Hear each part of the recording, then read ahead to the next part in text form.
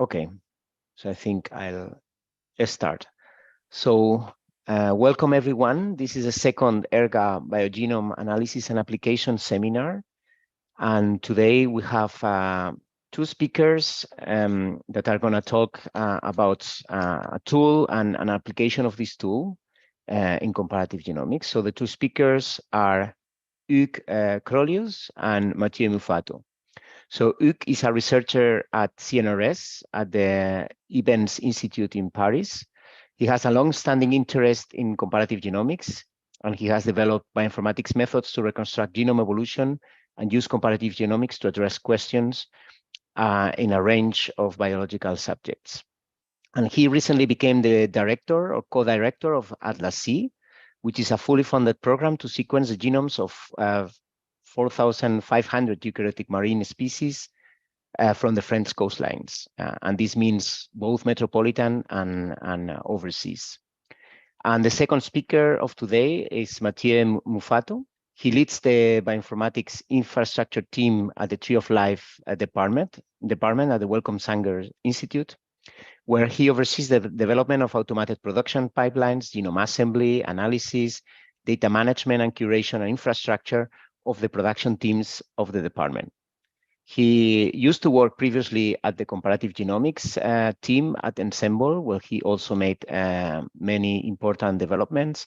And he previously obtained his PhD at IBENS with Hugues, I understand. So because the two talks are very related, we'll proceed with the two talks. First, Hugues Crollius and then Matthieu Muffato, and we'll have 20 minutes rounds of questions in the end after the two talks. Okay, so Hugues, whenever you want, the floor is yours. Okay, thank you very much, Tony. I will share my screen and hope that everything works smoothly.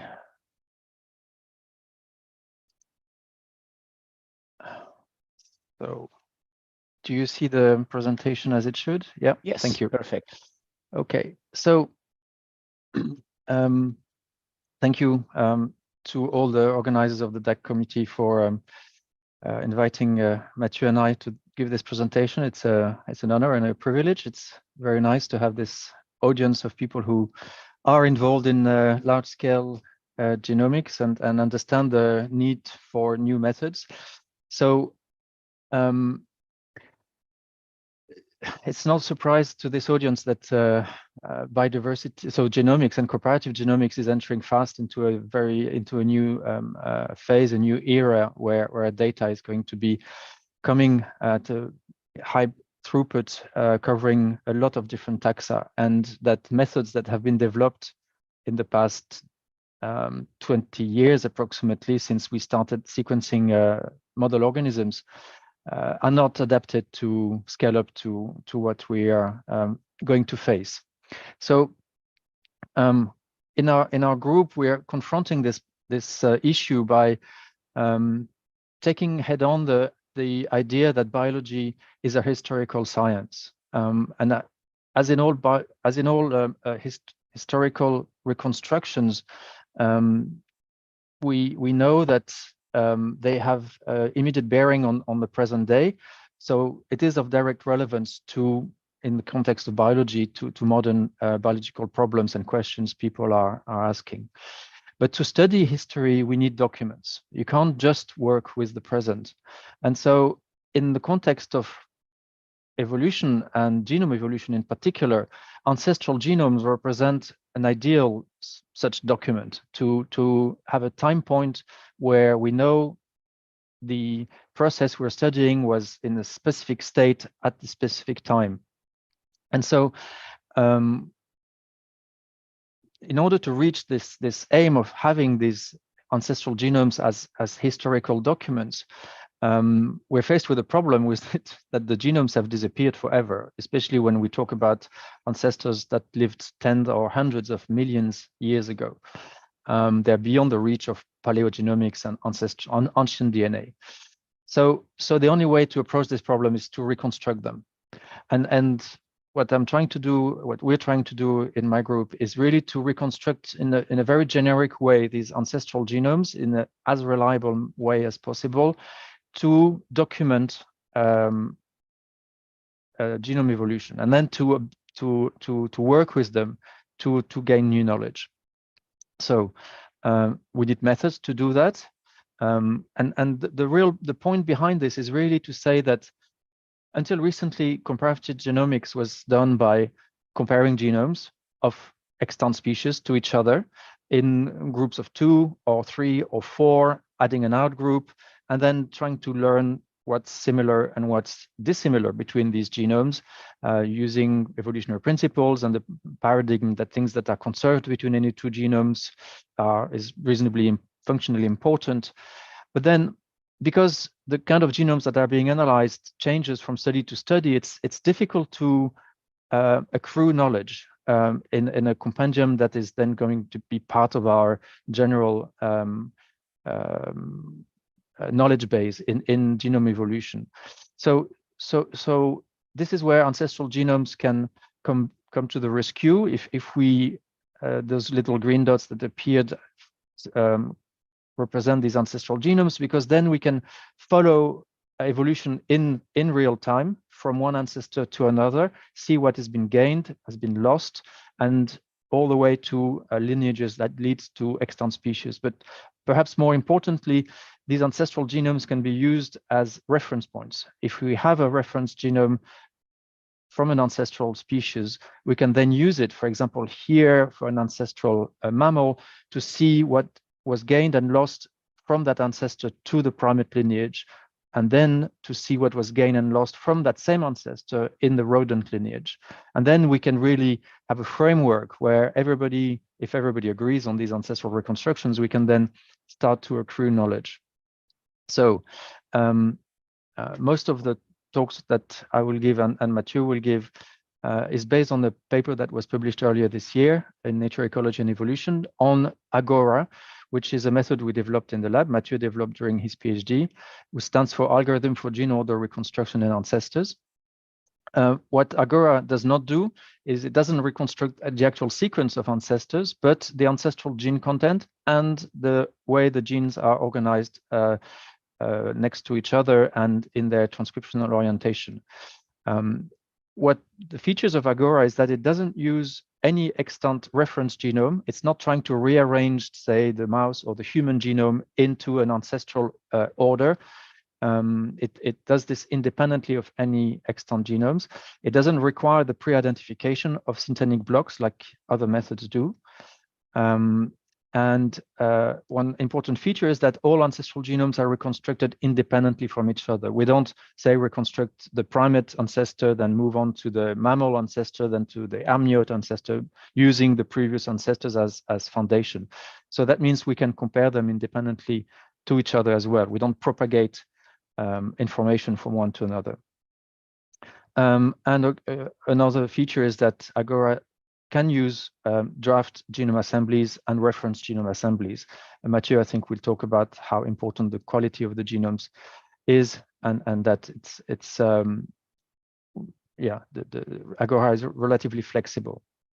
So the one important question is how accurate Agora is, and so to go in a little bit more in details, we'll be using some of the examples from a fairly broad set of ancestral reconstructions that we've performed across plants, animals, and fungi, reconstructing 624 ancestral genomes to different degrees of completion. Some are essentially in a karyotypic organization with full chromosomes. Some are highly fragmented. This is an example here in vertebrates, where I don't know if you see my mouse. Can someone say yes? So here's the ancestor of vertebrates, and there's about 70 or 90 species of vertebrates that are used extant vertebrates. And so we reconstructed all these ancestors. So here's the ancestor of Amniota, and you can follow specific features in different lineages. Here's all the ancestral Amniota chromosomes in Borotheria, which you see are scrambled because of genome rearrangements, followed into the mouse lineage, or here we are following just these 3 chromosomes into the primate lineage, for example. And in this representation, you can see little diagonals which represent the order of the genes. So how accurate is this? It's very difficult to answer this question because, of course, we're reconstructing things that have long disappeared, and so we can't really do experiments to confront this to a rigorous control. So one way that has been used, and we've used this as well, is to use simulations. You simulate evolution, genome evolution, then you try and reconstruct the initial genome you started from and see if it's the same as you expect. The problem with this is that simulations are based on a model of genome evolution that has biases, and usually the same biases that you input into your reconstruction method. So it's not very convincing to use simulations to reconstruct, to measure the accuracy of ancestral genome reconstructions. The ideal is to perhaps use a set of convergent evidence, such as confronting your ancestral reconstructions to biological expectations, to independent experimental methods. I'll explain what I mean by that, and to independent computational methods. So, for example, expectations. So Agora reconstructs first the number of genes in a given ancestral genome and then tries to reconstruct the order. So does the number of genes correspond to what you expect? So here, for example, for different ancestral genomes spread along a timeline, so from recent to very ancient, you see here on this y-axis the number of genes that are present in plant genomes. Here, this is the average with 1 standard deviation for modern extant plant genomes, and in blue, the vertebrates. And the dots here represent the ancestral genomes reconstructed by Agora. And you expect the ancestors to roughly fit in the range of the modern descendant of these ancestral genomes. So you see that for those that are completely reconstructed, that are the large circles, it does fit quite satisfyingly. The small dots that are completely outside the range are what we call subchromosomal reconstructions that are really generally quite ancient, beyond 100 million years, and that have little support and therefore are quite fragmented. So there we drop significantly the expected number of genes. But for those that are well reconstructed, we're quite happy to see that we fall within the expected range. Given the number of genes, we can apply BUSCO on these ancestral genomes. And so here, for different well-reconstructed ancestors, you see that the BUSCO percentage is similar to what you'd expect for a fully reconstructed modern genome, at least in animals, in vertebrates.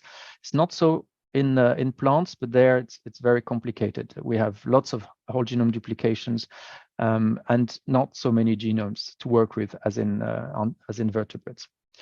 So generally, the expectations are met in terms of numbers of genes. The second type of evidence you can use is to see if you match experimental data. So here we work with the Borrelioetheria ancestral genome, which is the ancestor to placental mammals. It's 95 million years old, so it's quite ancient, but it's a very optimally placed ancestor to reconstruct. It has a lot of support from lots of descendant lineages, closely related outgroups.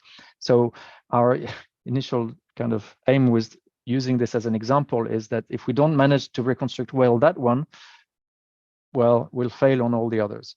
So that one is also interesting because it has been of interest to lots of people in the field, especially people trying to reconstruct ancestral genome using zoofish. So this is a reconstruction of the ancestral Borrelioetheria karyotype from a 2012 paper where they only used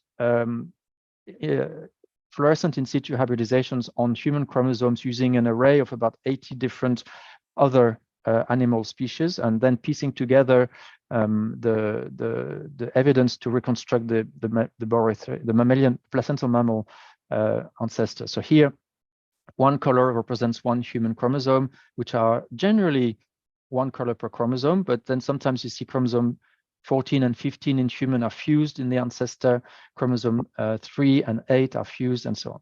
Agora, when applied to then only sequenced genomes, reconstructs identically this ancestral genome, but with the added bonus of having the order of genes within chromosomes, whereas this is not present in this reconstruction. So this is a very nice, and this is completely automatic, no manual intervention. So it's a very nice, for us, evidence that Agora does a very good job. The only difference is this chromosome 10 here, which we see as two separate fragments, but the ancestral zoofish-based reconstructions considers to be fused. No other method than this one finds this connection here, so we think it's unsupported by data. So this is a nice confirmatory evidence that the computational reconstruction based on sequenced genomes is reliable. Another way of measuring the accuracy is also to confront your result to an alternative method. So we use the scrambler from Harris Lewin's lab, which is a well-known method to reconstruct ancestral genomes as well. This method uses a reference genome, such as human, for example, and then rearrange this reference genome into the ancestral order. We derived the Borretheria ancestral genes from the descrambler reconstruction and used the Borretheria ancestral genome reconstructed by Agora in this dot plot. And you see again that it's very clear that the order of genes, which are these little black dots forming diagonals, is the same in both reconstructions, except for micro differences. But generally, it's more than 95% identical adjacencies between the two reconstructions, which again use different approaches, but both are computational reconstructions. A final example is in plants, where a 2012 paper, 2020, I think it's 2010 paper, I made a mistake here, reconstructed the ancestor of grasses in 12 ancestral chromosomes, and each color here represents a modern rice chromosome. And you see that essentially there's one color per chromosome. So the ancestor of grasses, 50 million years old, is identical to the 12 modern rice chromosomes in terms of karyotype, not necessarily in terms of gene content and order. Agora applied to this to modern grass sequenced genomes reconstruct also the ancestral chromosome segments, not always chromosomes entirely, so we have some degree of fragmentation, but at least we never mix two rice chromosomes. You see that here we don't mix any colors. There's no blue in the red or green in the blue here, suggesting that we have complete consistency with the method that was used at the time, which has only 6,000 genes, where here we have the complete set of genes in the ancestral Peracea genome. So what can you do once you try to use this? So one application is, for example, to try to reconstruct genome rearrangements.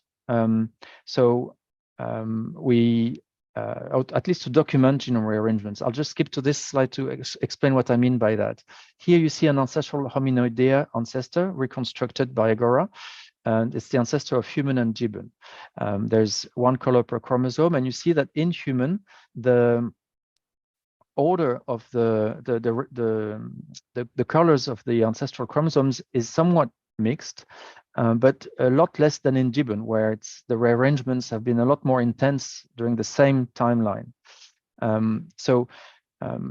Doing this across all ancestors, between ancestors and modern species, you can document fairly precisely all breakpoints. So here we're talking about intrachromosomal breakpoints in this particular example, where you see in humans the gene order is essentially the same because the diagonals are preserved, where in the gibbon lineage, the ancestral gene order has been somewhat rearranged by this which you can see with this broken line. So we can identify how many breakpoints we have in these chromosomes, and in all lineages, in Sauria, in mammals, in teleosts, and then you can really quantify the pace at which different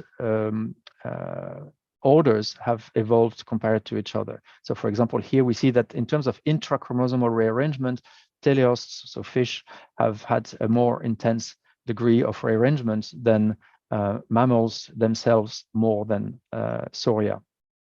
But then looking at interchromosomal rearrangements, where you see, for example, chromosome fusions, for example, between this rodent ancestor, Urognathy, and the modern, the Muridae, another ancestor. So here we're looking at two different ancestral genomes. Same thing, you can see how many times the two chromosomes have come together or have broken apart in the different branches, and combining this again for the three same groups, teleosts, mammals, and Sauria, you see that the tempo is different. Here it's the mammals that seem to rearrange karyotype, so interchromosomal rearrangements much more frequently than Sauria and tetrapods. So this is a kind of box plot representation, but going back to the previous slide, you can represent this as a phylogeny as well, using interchromosomal breakpoints as a metric to place species relative to each other in a species tree. And here the color represents the degree of interchromosomal rearrangements, while the branch length represents the distance in terms of intrachromosomal breakpoint numbers. And so here again, we see the gibbon, which is really the red color, has a lot, not only lots of intra, but also lots of interchromosomal rearrangements. It's a red branch, which is very long, and so on. So you have a global framework to now try to relate this to genomic features such as transposable elements, for example, or population size, or population genetic features, for example, to try to interpret this data. Another application, for example, is to try to relate this to gene function. So going back to our Borotheria ancestor, here placed in a species tree with a few art groups, and here are all the placental mammals that have been sequenced and used in this analysis. So because we have reconstructed all these ancestors, and we have also all these sequenced genomes, we can look at where the breakpoint took place. So lots of breakpoints in lots of branches. In order to then try to get a global picture of the meaning of these rearrangements, we can project them onto a single genome. And this is what we have done with the human genome, using it as a reference. And for every gene-to-gene adjacency that was broken in any of these lineages, we've labeled or mapped them onto the human genome, producing this map of the modern human genome, where every gene that was rearranged in some other lineage is labeled here in blue, and all the other genes that were not affected by a breakpoint in the other lineages is in yellow. So you have a full map of these breakpoints that happen in placental mammals, but using the human genome as a reference. And then you can do things that are quite interesting. You can look at regions that are highly kind of, in a way, solid, the blue ones. So we'll move a scanning window along all these genes, and we say, we identify the top 10% of windows that have a very low density of breakpoints, and in red, we have the similar windows, but with a high density of breakpoints. So the highly breakable regions, in a way, in placental mammals. And you can do classical gene ontology researches, for example, and with no surprise, the very robust regions that are with a lower density of breakpoints are involved in core functions such as embryological development, whereas the more plastic regions are involved in immune-related functions. You can look at to some extreme cases, and we had fun in doing that, where you look at the region that has never broken in any of the lineages in mammalians, for example. And so this is this figure that's Here showing one fragment of genome per extant vertebrate genome. In fact, we're looking, sorry, this is a typo. We're not looking at mammalian, we're looking at vertebrates. So here we have all the mammals, here we have all the fish, and the fish have this adjacency in 2 copies because there's a whole genome duplication in fish. And these are the 2 genes we're looking at. The 2 green genes here, this is a zoomed in region across this little region. ERG3 and CDK17 are 2 adjacent genes that are adjacent in essentially all genomes that are reliably sequenced today. And this is the top adjacency. And so we started wondering why this might be. And so when you look at ERG3 and CDK17 in the literature, you find a fairly sort of recent paper, 2010, that was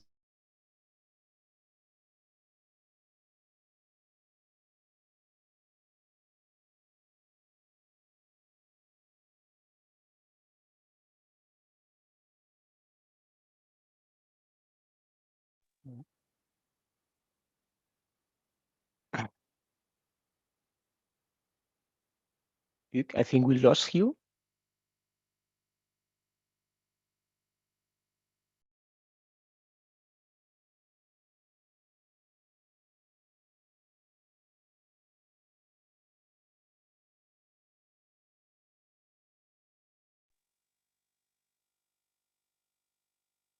Sorry, I don't know if it's me, but I think I lost Hugues in the last seconds. It's just my problem or everybody? We did, yes. But okay. He's back in the Zoom now, so okay. Share again.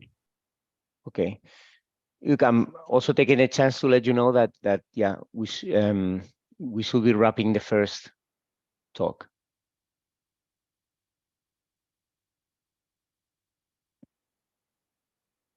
We cannot hear you, Hugues. You're muted.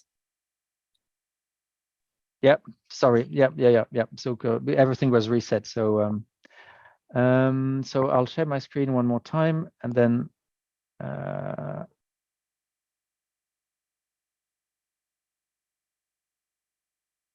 is it Perfect, back on? Yeah.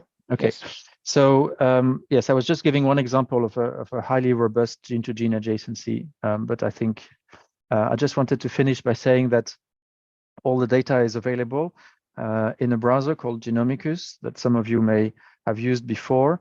It's a very interactive graphical browser where you can select karyotypes, look at the evolution like here, and sorry, yeah, like take an ancestral karyotype, look at how it evolved in multiple branches, look at gene-to-gene adjacencies, do lots of dot plots, compute syntenic blocks, and so on and so on. So I'll just say thank you to you for listening, and then of course Matthieu, who was a brilliant PhD student, and all the people in the lab that contributed to this work. And I'll pass the microphone to Matthieu, and I'll stop sharing. Thank you, Hugues. So Matthieu, whenever you want.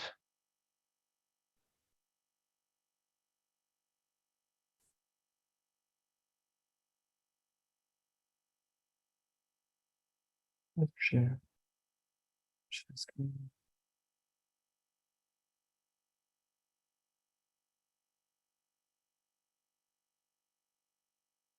Perfect. Right, thank you. Right, thank you. First of all, thank you all for the invitation. Give you this presentation today. Thank you to Tony for the introduction. Right, so Hugues explained why we're doing ancestral genome reconstruction and what ancestral genomes can then tell us about the evolution of species. In the second part of today's talk, I want to give you insight into the actual algorithm that the ERGA follows.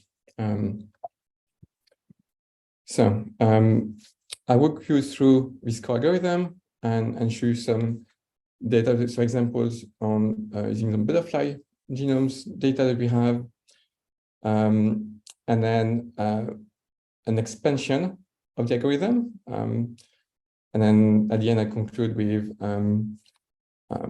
some remarks about Agora's ability to reconstruct and power to reconstruct genomes and where the limits are, and as well as some details about the implementation.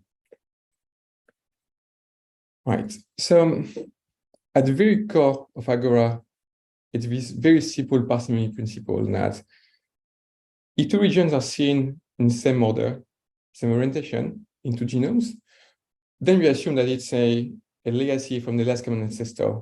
Last common ancestor had the same regions in the same order, same orientation as well.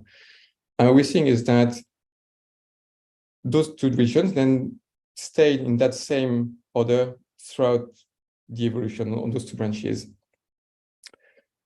So it's a parsimony principle. So for sure, it's not always valid. But to overcome self-errors, Agora is using simply a counting method. So it looks at the number of occurrences, and it's got a suite of algorithms and flavors of that algorithm. They will look at data through different angles so that it always takes the most likely solution based on that principle. All right, so what do we need to run Agora? We use extant genomes, typically from species we are living today. We need some orthology data across the species. Usually we use genes, either in the form of phylogenetic trees or orthology groups. But it could work with any orthology marker in a broad sense. It could be aligned regions or any sort of CDNA blocks that would have been pre-computed beforehand. And then we need a species tree just to tell Agora how the species are related to one another and where the ancestors are. Then Agora, for any internal node of the tree that represents an ancestor, it will compare all species in groups and not groups, and then we infer how the markers, the genes, were ordered, and then insight into the chromosome structure of that ancestor. So next few slides, I will go through this example of 5 species, and with a special focus on a example region from a example lizard chromosome and a homologous region in opossum. So what you're seeing here are genes. They got their own orientation. So A and B are facing each other. B and C are the opposite way. And you got orthology across the lizard and opossum regions. You can see this lizard gene named A is orthologous to the opossum gene A, and so forth. So when we compare lizard to opossum, and if we see anything in common, it means that it's a legacy from last common ancestor, the Amyota ancestor. And what are we seeing here? We're seeing genes. So A and B are in the same order. We're seeing then H and F here and there. And you can see that what matters is the relative orientation of H and F, not the overall orientation onto the chromosome. Because anyway, chromosomes, I mean, when we do sequencing, often especially with scaffolds, the old sequence is not ordered. So we compare the entire chromosomes from lizard and opossum, and we extract pairs of genes that are in the same order, that are adjacent, and are in the same orientation. Right, so this lizard to opossum comparison tells us not just about the last common ancestor, Amyota, but also about any intermediate ancestor that's on either lineage. So Soya here and Theria there. What we actually have is a matrix of comparison. So for this Theria ancestor, we can use any comparison. We can use a comparison from chicken to any of these 3 species, but not lizard. Why? So if we come back to the tree, so chicken versus lizard here only tells us about the Soya ancestor. So it's completely independent from Theia. That's why that one cannot be used. But chicken versus opossum, mouse or human, those comparisons go through Amyota and Theia. Going back to lizard here, so similar thing, lizard to chicken, that's not informative, but lizard to any of the three mammals there. So we agree those all the comparisons using a similar matrix, centralizing species tree. It knows which species tells us about which ancestors. And then for each comparison, we combine all comparisons into a larger adjacency graph. There is one per ancestor because, as Hugues said, all the ancestors are built independently.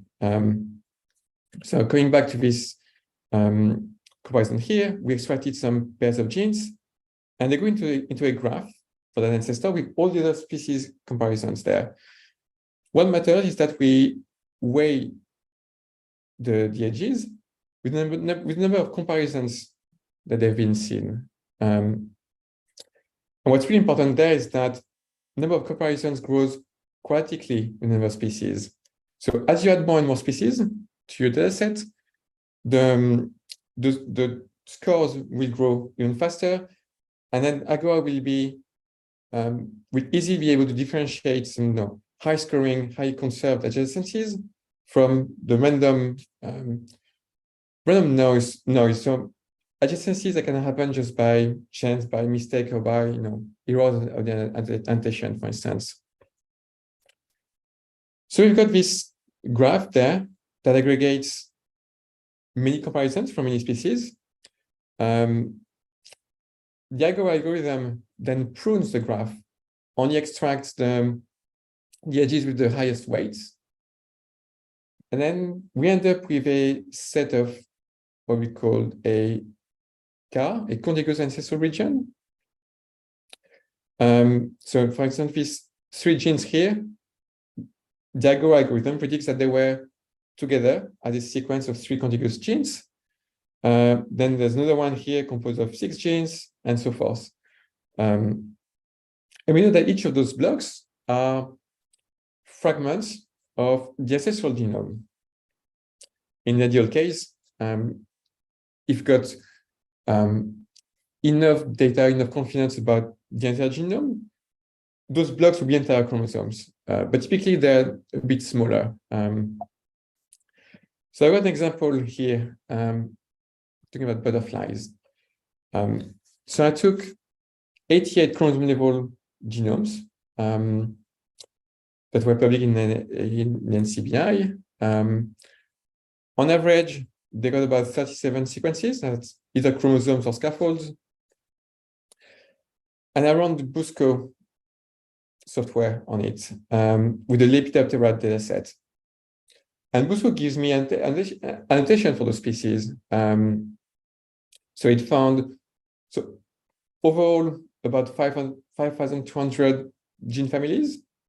On average, it's about 5,100 seen per species, and there's a bit of a spread there. Agora is absolutely fine with gene losses, so it can cope with that. And so on average, those chromosomes have. I want to introduce this NG50 matrix. So it's like the N50 that's used for genome assembly. But instead of counting base pairs, we count genes, hence the NG50.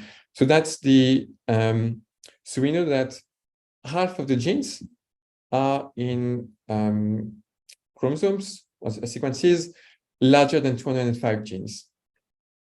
So like with genome assembly, we'll compute that on our ancestral genomes, and we aim to be to have an NG50 that's high and close to the amount of real genomes, exon genomes. So running Agora on that data set, it gives me very good coverage, more than 99%.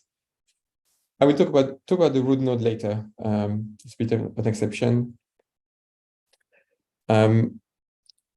The NG50 is about 180 genes, so it's a bit lower. And on average, for an ancestor, AGORA reconstructs about 48 CARs, contiguous ancestral regions. So it's more than enough chromosomes. How does that look like? What you got on the left-hand side here is the species tree with all the karyotypes from all the extant species plus our reconstructions there. The colors come from the orthologous gene in this one species that I selected, Vanessa atalanta. And I will tell about performance later. That reconstruction only took 5 minutes. It was effortless for AGORA. And we got this extensive resource now of ancestral genomes across those genomes there. And we can zoom in. So in those 5 species here, you can zoom in, and you can see specifically for those 2 species there, the last common ancestor. And we got, you can tell from the colors that the chromosome 1, that's colored in red, is almost fully reconstructed in last common ancestor. And we can even dive even more. So AGORA, Hugues showed we can look at the gene order. So looking at the 5th chromosome, this dark orange color, we can actually see that gene order differs between Vanessa cardui here and Vanessa atalanta. Using information from all species, AGORA could tell us that the ancestral state is this one, so the one from Vanessa cardui. And AGORA just does that for every region, every chromosome of every species in the data set. Is it perfect? No, not yet.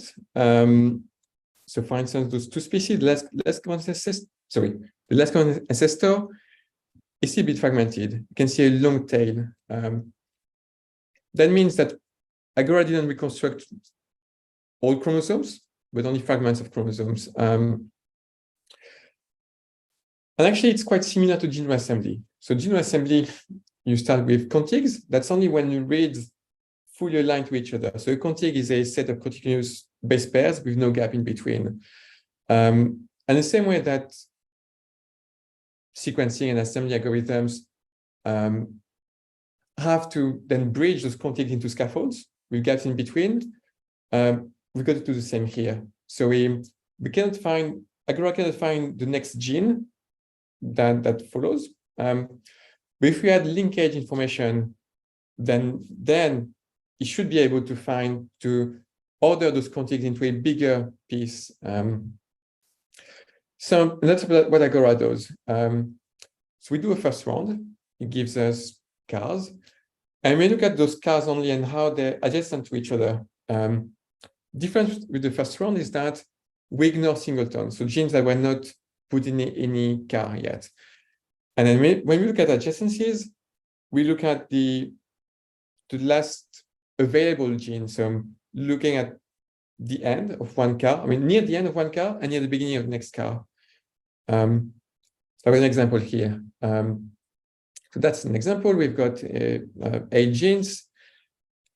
The first 3 genes come from a CAR called number 8.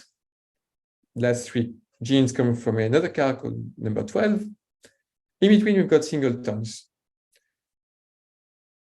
In terms of linkage information, what matters here is to see that CAR 8 is followed by CAR 12. And that's what we want to extract from here. So in this second round, AGORA will ignore singletons and will then detect that there's adjacency between CAR 8 and 12.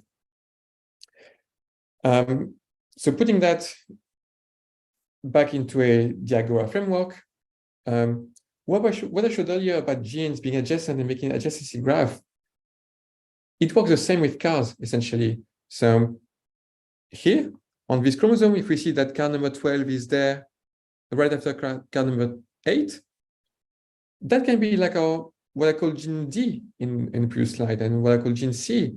And that C and D can then end up being as a comparison into the graph there. And then we can apply same algorithm again. So we can do 2 rounds, like nested data sets.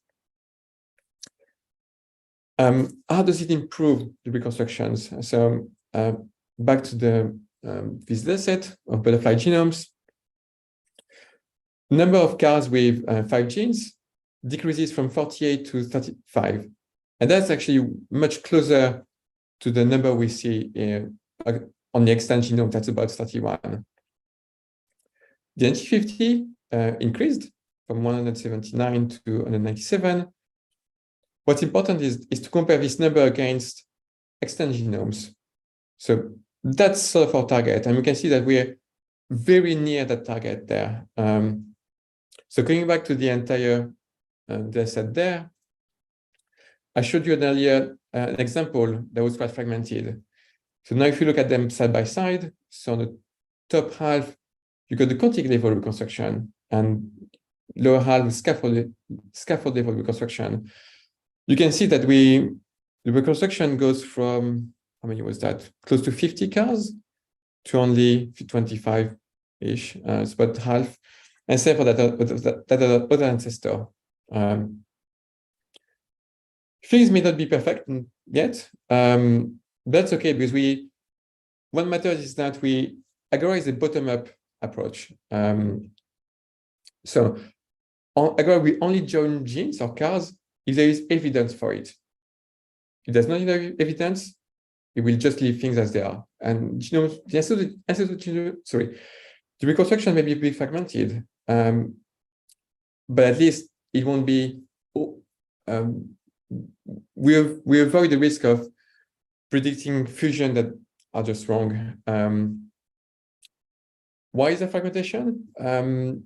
It tends to happen when nodes are deeper in the tree, because there's more, because we're comparing species across longer evolutionary distances. There can be fewer informative comparisons there. So for instance, this karyotype there, I mean, shouldn't be called a karyotype. It's a reconstruction with more than 60 blocks. That's the one from the very root of that species tree. To inform the reconstruction, Agora can only use comparisons from that one species, Tinea tunotella, against other species. So it's quite limited, because if anything is broken, if there's any like breakpoint in Tinea, then Agora won't be able to know the ancestral state. That's not the only limitation. So I use Busco single copy genes here, and they were fairly easy to use because they're by definition conserved, present in most species. But if you use other orthology sources like genome-wide phylogenetic trees, yes, we can have a lot more precision and coverage, but they're more challenging to deal with because each gene will have its own history that may or may not follow the species tree. You got incomplete lineage sorting. You got a lot of complex evolutionary history made of duplication and losses everywhere. So the basic algorithm presented, we have difficulties copying with that. But with ERGA, in the Agora suite, we've got more presets and workflows that can deal with that. So if you use the Agora package that we got on GitHub, in the instructions, there's one of the steps that we advise is there's a very genomic workflow that will try all different algorithms and methods and steps and so forth, and find the one that gives the best reconstruction. Right, so coming back to the performance, performance and compute resources of Agora. So as I said earlier, the reconstruction of those 88 species, 88 butterfly species, are running on my laptop. It just took over 5 minutes using all 12 threads. Well, that's all I could do on my laptop, but it worked fine. And then that was across 450,000 genes. I could on this laptop, I could not run Ancestral Compare v92 because it needs 60 gigs of RAM. So I had to use server for that, but still 4 threads, 16 gigs of RAM, just now and 50 minutes of compute. And then I will give you reconstruction across more than 90 ancestors across all vertebrates, encompassing all 23 gene families from Ensemble. That's a relatively old data set, probably a few years old. If you look at the more recent one, so Ensemble have increased size of the database almost threefold. So it takes a bit longer. It's about 6 hours, almost 7 hours of compute, and 80 gigs of RAM, but it's still only on 4 threads. So of course it depends the size of the data set. Because there are limitations, when species are older, when there's a larger evolution distances, it's harder for Agora to reconstruct things. You wouldn't want to put, say, all metazoans or all fungi and metazoans together in the same reconstruction. That wouldn't make sense. So anyway, you should target in case where there's enough senescence signal left. Right. So to conclude, we've got Agora is a suite of software. It's evidence-based to reconstruct gene order in ancestors. You can scale up to hundreds of complete genomes, can deal with complex evolutionary histories, both from the point of view of genes, gene families, and karyotypes. The source code is, of course, open. It's on GitHub. And as you said, it was a long-standing project in the lab. That was mainly my PhD, but I was not the only person involved with that.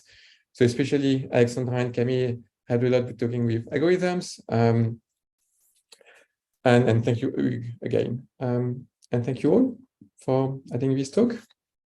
I think now I will stop sharing my screen and we can take questions. Okay, thank you to both of you. They were really nice talks. So now we open space for questions. So if someone has a question, can either raise your hand or simply open the mic and ask a question. Well, while the questions are coming, I may start. So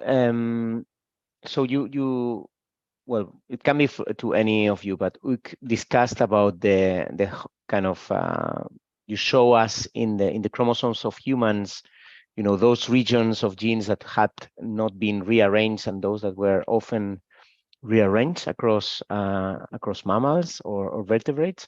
So I wonder, what can we learn from this? I mean, I wonder whether you looked into those intergenic regions of genes that are often rearranged, whether they have a higher percentage of, you know, repetitive elements, transposable elements, or something that will mediate these rearrangements.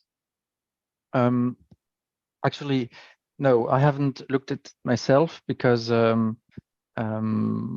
well, the main association we found between these regions that are highly rearranged in placental mammals and functions is immune-related functions. And so I have colleagues who, several sets of colleagues in France and in the US, who ask me for the list of these windows that are highly rearranged, and they are looking into the link between immune-related genes and these rearrangements. I don't know for with respect to transposable elements. This is something that's, well, is not directly of interest to us, but if there are people interested in looking into that, they can have access to the list of genes. Okay, thank you. I can take the question that Teresa put in the chat.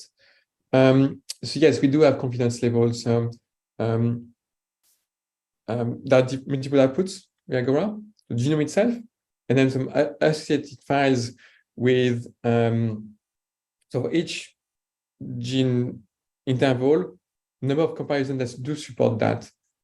So, and you can really see that there's some really strongly linked genes, like the two genes that you showed in this presentation. So those ones will have very high score. It will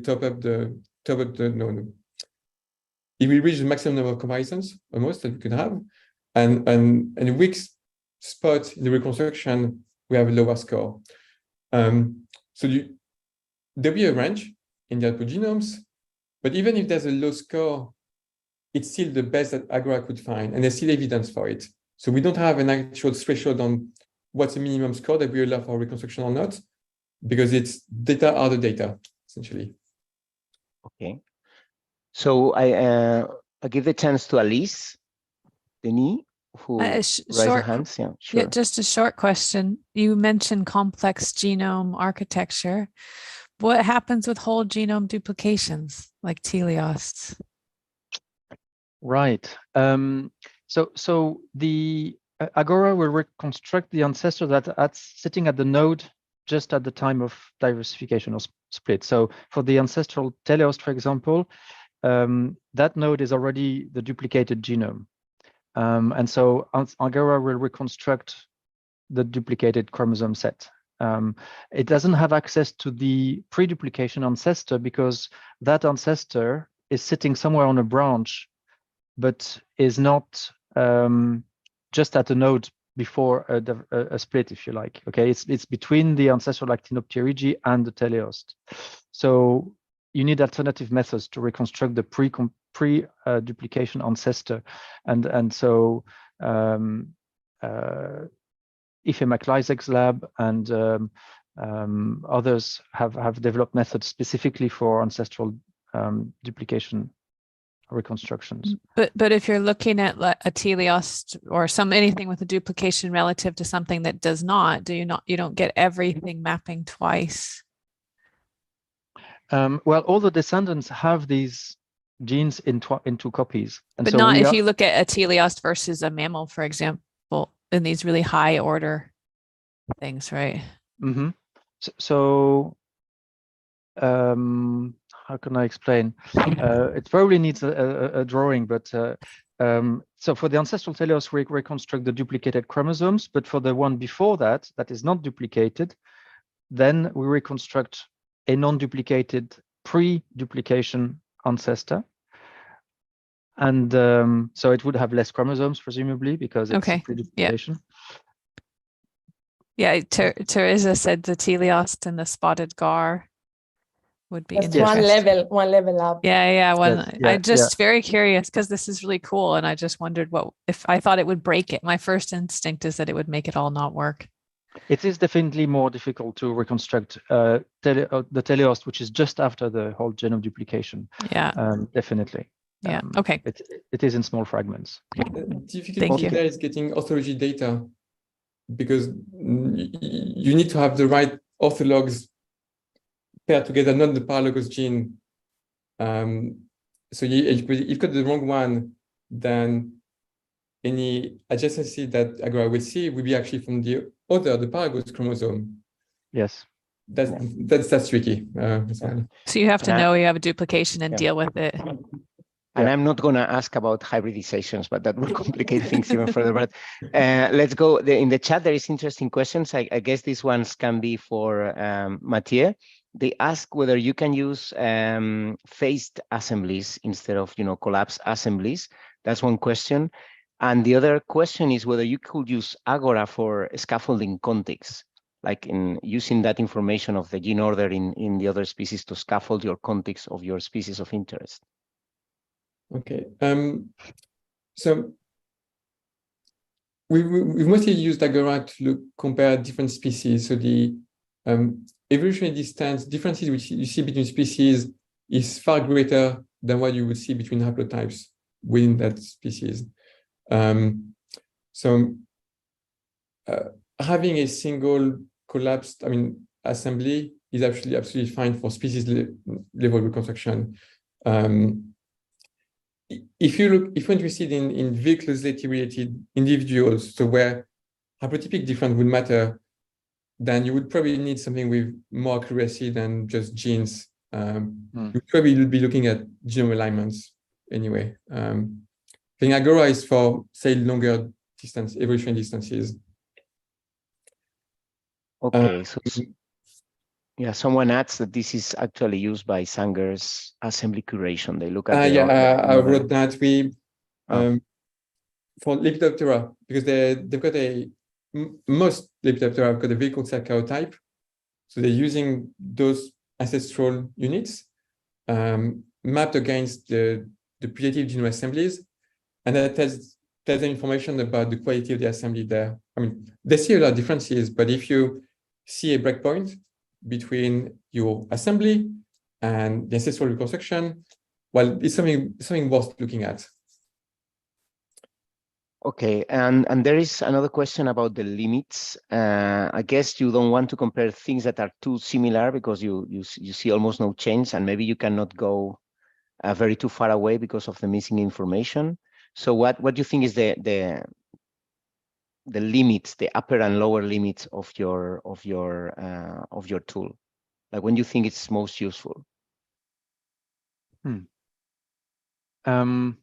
So in the Lepidoptera example that Matthieu gave, the genomes seem, correct me if I'm wrong, Matthieu, but they seem to be affected by a low rate of rearrangements. The karyotype seems to be evolving quite slowly. Is that right? And in this case, it works very well. Yes. There are exceptions. I know people on the call who work on those exceptions. Like every clade, right? There are some species, some specific genera that evolve at crazy rates. I mean, the limits are typically, as Matthieu said, to do with the strength of the support in descendant species versus the outgroups. So if you have one lineage with just one species versus on the other branch that's diverging from that ancestor 50 species, then your ancestor will be very poorly reconstructed. You need a balance between the two sides. And of course, the age is also very important. Like we have a few adjacencies, like 3 or 4 for the ancestral metazoan genome, and the ancestral Opisthokonta, so the ancestor of fungi and plants and animals. But you know, it's meaningless. This is where at the moment we have the limits. But we hope that with the biodiversity genomics project, we can fill the gaps, if you like, between the taxons that are poorly represented and have better ancestral reconstructions. So earlier you were talking about fish. We really saw a difference with the Utilestomi ancestor, so less common ancestor of all fishes and tetrapods. And across the ensemble releases, its accuracy increased, especially as spotted gar was added, another very basal fish. And that ancestor is more than 400 million years old. So it's a very large distance, but still, provided there's enough well-placed genomes of good quality, then there's still a chance we really reconstruct those ancestors. Okay. And there's a question about parallel evolution or convergent evolution that I'm also very much interested. Because your method is a parsimony, you use consistency, so you want to see the same adjacency across the genomes. But what about if you look for, discordancies? I mean, in fungi, looking at metabolic clusters, we have found that they rearranged independently in different lineages, like the same cluster of genes is formed, maybe because there's a strong selection for putting these genes together. So I wonder whether you have thoughts about doing that,